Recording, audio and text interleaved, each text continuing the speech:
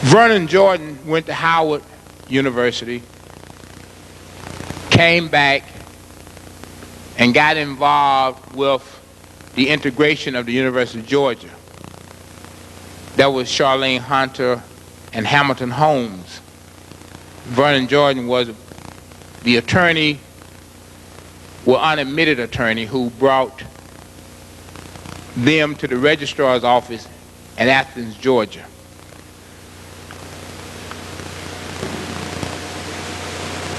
After that, Vernon did not pass the Georgia bar.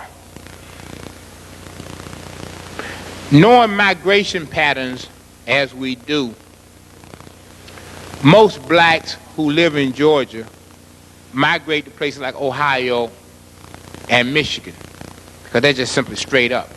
Sometimes there may be a deviation over here to Pennsylvania or wherever, but the basic migration pattern of blacks in Georgia is Ohio or Michigan. Vernon Jordan, after having not passed the bar in Georgia, and I'm from Georgia, it's inconceivable to me that he would have gone to the state of Arkansas and taken the Arkansas bar. That's not in the migration pattern.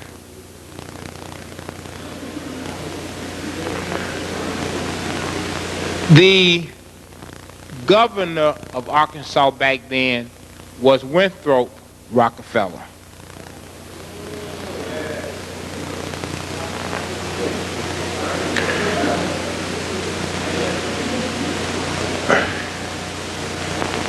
Vernon Jordan came back, and at that particular time, the Ford Foundation, the Carnegie Foundation, the federal government all had concluded that blacks had become extremely dangerous in America. Because in '64 there was rebellions in urban centers, there was a civil rights movement in the South, there was Malcolm X in the North, and so black people were on the move. And they were on the move faster than the pace that America had anticipated. And so the federal government decided that voting was something that would take blacks off the streets. And they financed the Voter Education Project, which was part of the Southern Regional Council, and made Vernon Jordan the head of the Voter Education Project. And as many of us know, the whole Black Power movement, part of it was the electoral process. Because back then we were saying that if we were able to get involved in the electoral process and politically become astute and powerful, it was a road to liberation. And so as the voting rights provisions were passed, we began to see a decline of blacks in the streets after 1965. Because between 65 and the time that Dr. King was assassinated, there was not that much activity that Dr. King was involved in.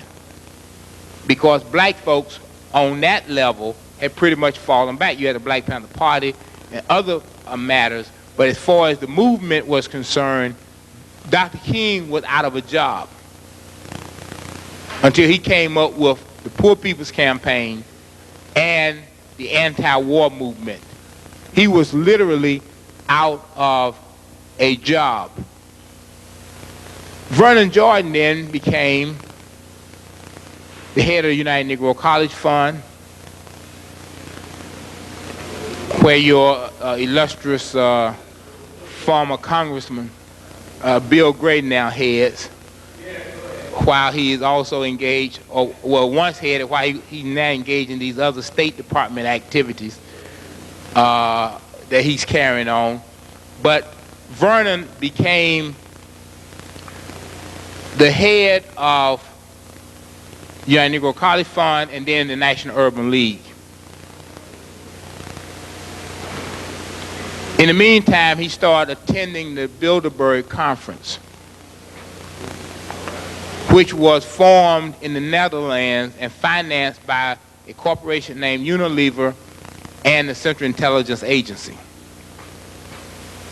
And it is a very secretive operation. I mean, only people with clear security clearances are involved in the Bilderberg Conference.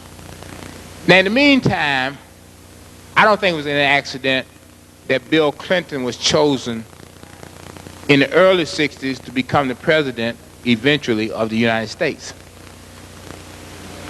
Because here was a white boy that they took and introduced him to John Kennedy.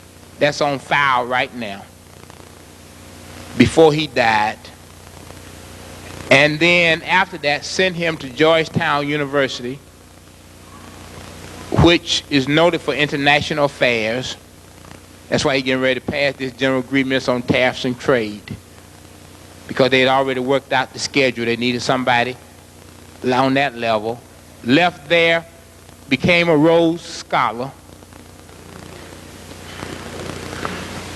then came back to Yale University and got a law degree,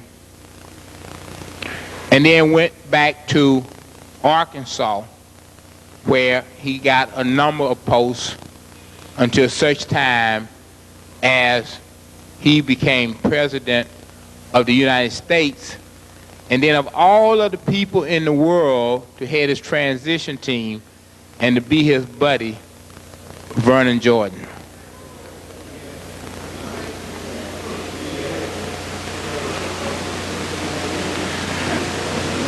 Now, if this theory is correct, then the question is,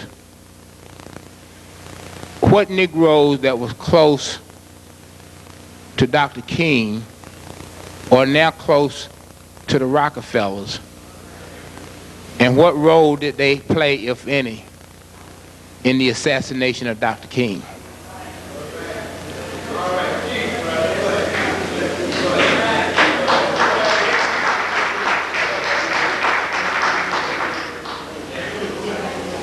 Now, I could go a little deeper in that, but I'm just going to let you whet your appetite on that.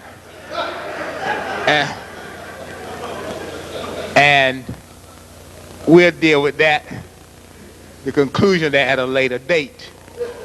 But that gives you an opportunity to do a little nosing around yourself while we are in that process. But the serious part of this is that also going back is that I believe that, in my opinion, that Thurgood Marshall betrayed the dreams and aspirations of his mentor, Charles Hamilton Houston. I think he betrayed it. Charles Hamilton Houston is the most brilliant lawyer that I have ever met. I mean, not met, but ever read about, because he died while I was still a child in the latter part of the 40s or early 1950. Charles Hamilton Houston was one of the most gifted lawyers that I've ever read about. More gifted than Clarence Darrow or any of these guys. Because Clarence Darrow was known to pay people to fix cases. I mean, that was really why he became so good. He was a fixer. All right? And then, you know how white folk, they just elevate their own after that. You know, they have no shame, so they don't mind that. But Charles Hamilton Houston was, in my opinion, the most brilliant black man. And I don't believe that his death was natural.